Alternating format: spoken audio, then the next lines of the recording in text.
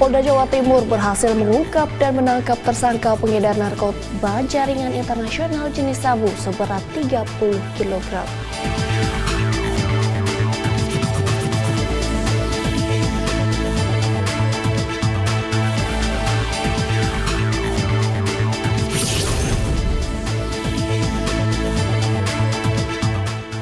Dalam rangka memperingati Hari Jadi Polwan ke-76 tahun 2024, Polwan Polres Kendal menggelar pengaturan lalu lintas serta patroli di sejumlah titik strategis di Kabupaten Kendal.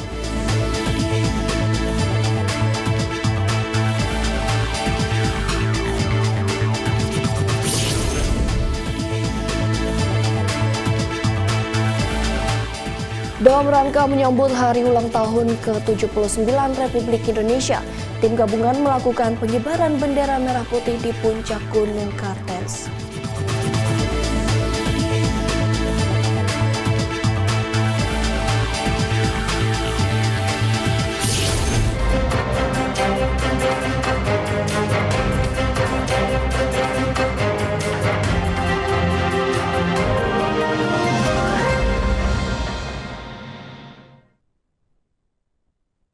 Selamat pagi pemirsa, Presisi Pagi kembali hadir edisi Senin 19 Agustus 2024. Seperti biasa, selain 3 berita utama tadi, selama 1 jam ke depan kami juga telah menyiapkan sejumlah informasi terkini lainnya. Bersama saya Bribda Joy Syunika, inilah Presisi Pagi selengkapnya.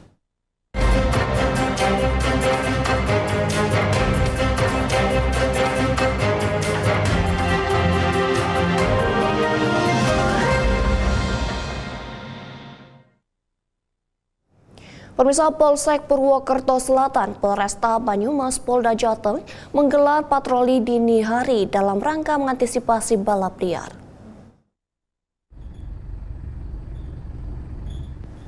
Kegiatan patroli dilaksanakan dengan sasaran wilayah hukum Polsek Purwokerto Selatan, dipimpin langsung oleh Kompol Puji Nurokman bersama Bribka Saiful Bahri guna antisipasi balap liar. Di samping melakukan patroli dialogonis dan memberikan himbauan Kamtibmas di wilayah Polsek Purwokerto Selatan, patroli dini hari ini lebih difokuskan di sekitar jalur rawan balap liar dan tempat nongkrong, yakni di kawasan Jalan Bung Karno, Jalan Gerilya Timur, dan Kompleks SPBU Karangbawang. Pada kegiatan patroli ini, petugas mendata anak-anak yang nongkrong untuk dilakukan pembinaan, serta memberikan himbauan untuk tidak melakukan balap liar dan berkerumun. Dengan ditingkatkannya patroli dini hari, diharapkan tidak ada lagi balap liar yang dapat mengganggu warga sekitar dan juga membahayakan diri sendiri maupun pengguna jalan.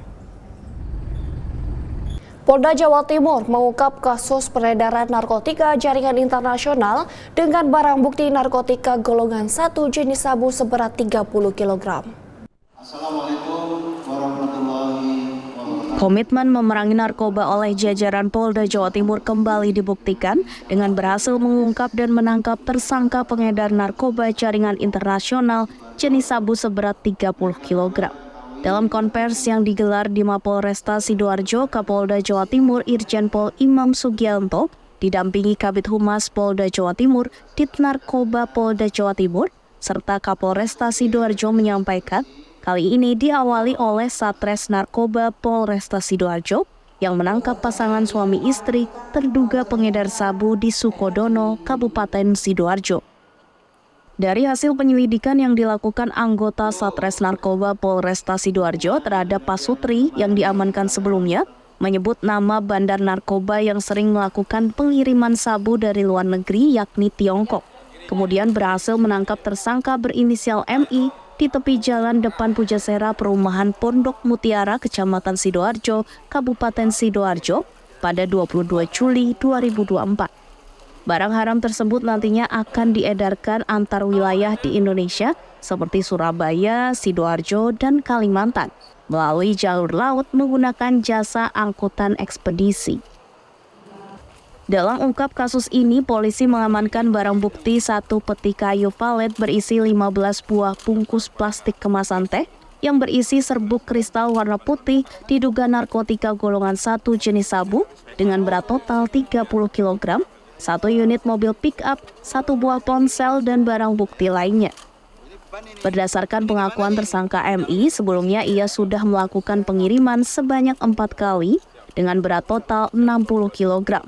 Kemudian pengiriman yang kelima kalinya dengan berat total 30 kg. Tersangka MI mengaku selalu menerima penyerahan dari orang yang berbeda atas suruhan E yang saat ini dalam proses pengejaran. Akibat perbuatannya, tersangka dijerat dengan pasal 114 Undang-Undang Nomor 35 Tahun 2009 tentang narkotika.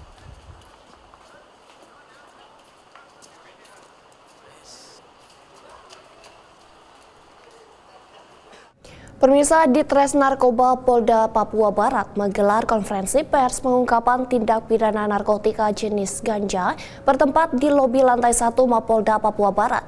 Dalam penangkapan kali ini, tim opsional Ditres Narkoba Polda Papua Barat berhasil mengamankan seorang tersangka.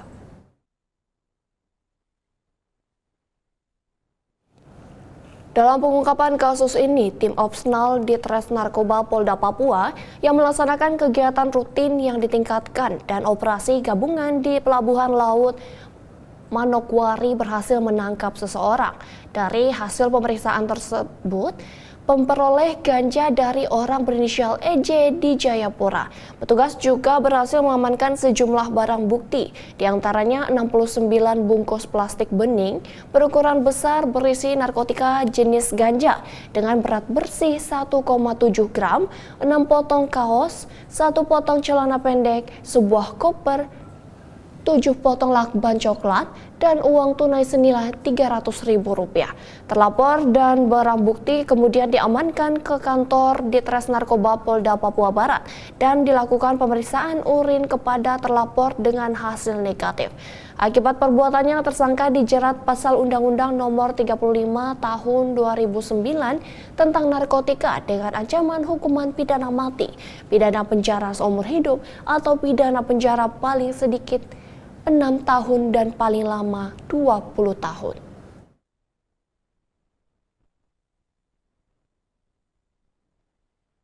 Satres Narkoba Polres Metro Jakarta Barat bekerja sama dengan Polres Pelabuhan Tanjung Priok berhasil mengungkap jaringan narkoba internasional dan menyita barang bukti sabu sebanyak 11,3 kg. Dikemas dalam 11 paket yang dibungkus plastik teh Cina warna hijau serta mengamankan 2 orang pelaku berinisial MU 23 tahun dan A 31 tahun.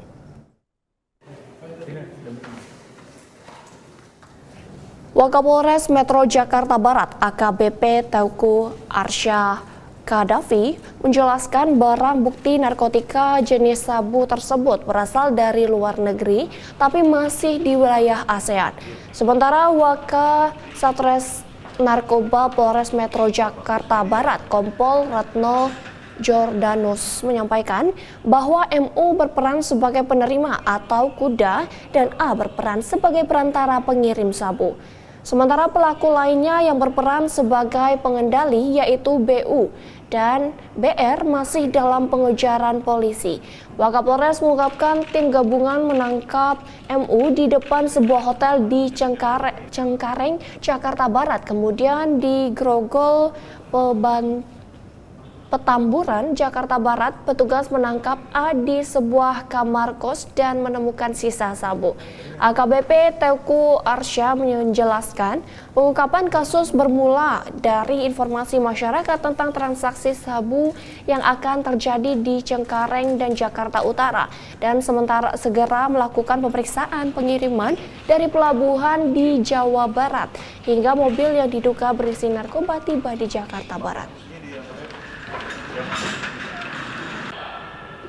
Ya, jadi mereka memang bertindak sebagai kurir di mana mereka mengantarkan barang dari pemilik barang ke penerima barang. Terkait dengan jumlah atau upah yang diterima memang beragam untuk terkait dengan jenis pekerjaannya, akan tetapi dirasa cukup memiliki nilai yang fantastis dan itu yang menyebabkan kemudian mereka mau mengambil resiko untuk melaksanakan pekerjaan ini. Kalau orang yang untuk ngambil aja bandar dia ngambil itu udah ditangkap atau gimana, Dan?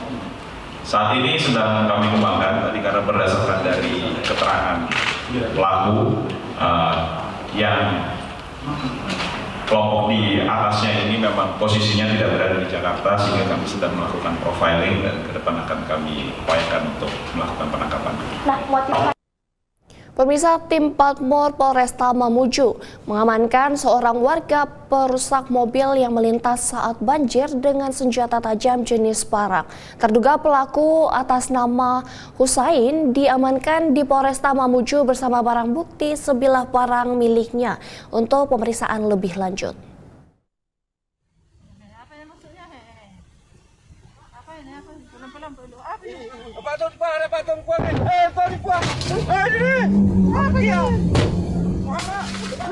Tim Patmor Satuan Samapta Polresta Mamuju yang dipimpin Kasat Samapta Ibtu Sirajudin mendatangi TKP pengerusakan mobil dengan menggunakan parang di Jalan Musa Karim, Mamuju, Sulawesi Barat.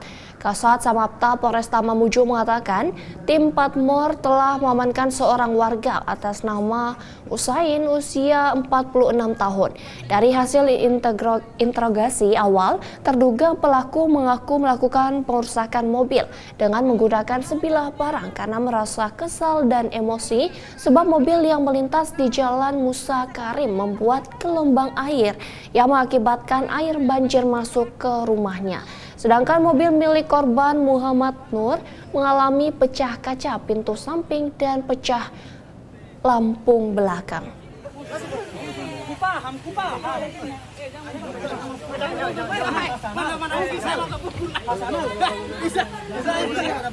Pemirsa, menanggapi kasus mahasiswi program pendidikan dokter spesialis yang diduga bunuh diri akibat dirundung seniornya ini, Menteri Kesehatan Budi Gunadi Sadikin meminta praktik perundungan terhadap calon dokter spesialis dihentikan. Hal ini menyebabkan calon dokter spesialis mengalami tekanan mental. Bahkan tak sedikit di antara mereka ingin mengakhiri hidupnya dengan cara bunuh diri akibat adanya perundungan yang tak kunjung usai. Ini harus diselesaikan, ya, harus dipotong itu jalurnya.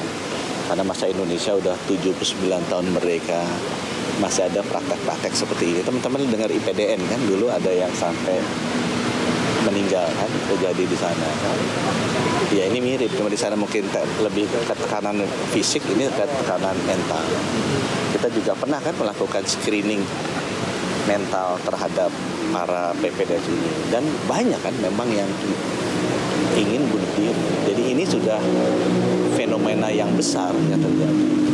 Nah di sini saya mengajak sebenarnya semua sektor ya, agar yuk kita hentikan, kita putuskan kebiasaan ini.